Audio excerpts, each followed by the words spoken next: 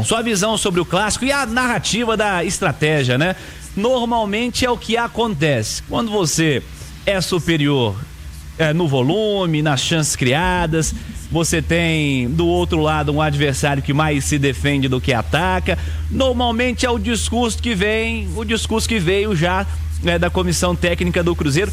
Como é que você observa essa resenha toda, a sua opinião do clássico e essa história aí do protagonismo ou não no jogo, Simões? Ô Cirilo, você sabe que eu acho que os dois saem com um ponto muito positivo a comemorar?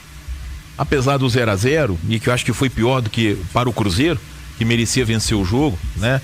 Mas de toda forma, Cirilo, desde julho de 2019, o Cruzeiro não era soberano num clássico. O Cruzeiro não mandava num clássico contra o Atlético. Por aqueles 3-0, o jogo de ida das quartas de final da Copa do Brasil. E o Cruzeiro praticamente ali garantiu a vaga, que foi assegurada, apesar de uma derrota depois de 2-0 no Independência.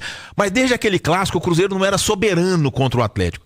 Venceu algumas partidas, 2 na Arena MRV, venceu um jogo muito importante no Mineirão, o do Centenário, o único sem torcida, com o gol do Ayrton, mas sem comandar a partida, sem ter as rédeas, sem ser o favorito e sem confirmar esse favoritismo, né? Então são 6 anos e é uma retomada para o Cruzeiro.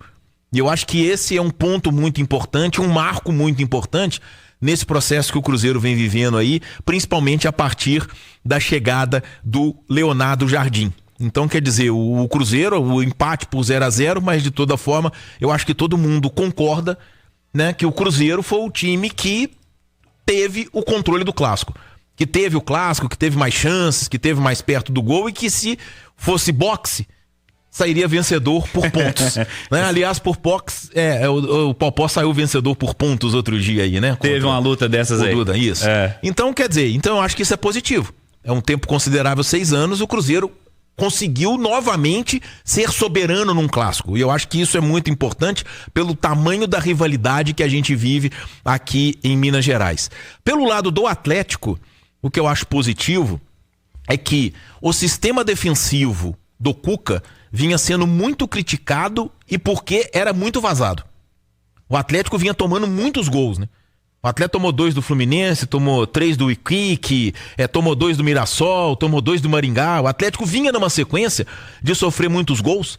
E eu lembro até que numa TBB recente, o Edu Panzi, acho que foi da TBB, o Edu destacou isso, né? Semana passada. Isso, do ponto negativo do Atlético de sofrer tantos gols. Encarou um dos melhores ataques do Campeonato Brasileiro, né? Um dos times do momento aí, o terceiro colocado da competição, que tem muito poderio ofensivo. E muita confiança. Caio Jorge, né? O Matheus Pereira, essa coisa toda. E saiu com um 0-0. E saiu com um 0-0 com algumas boas atuações dos seus jogadores do sistema defensivo. Os 2 laterais foram muito bem, e quando eu digo lateral, na esquerda eu me refiro ao Rubens, porque o Arana praticamente não jogou. O Natanael, defensivamente, talvez tenha feito sua melhor partida no Atlético, né? Desde que chegou, e vai viver altos e baixos porque é muito jovem. O Lianco foi bem, embora eu acho que tenha o cartão amarelo, era desnecessário. Mais uma vez ele tentou enfeitar um lance, perdeu a bola, teve que recorrer à falta e tomou amarelo. Já tinha entregado um gol contra o Fluminense. Eu acho que zagueiro tem que zagueirar. É o ponto principal do zagueiro, é dar segurança ao sistema defensivo.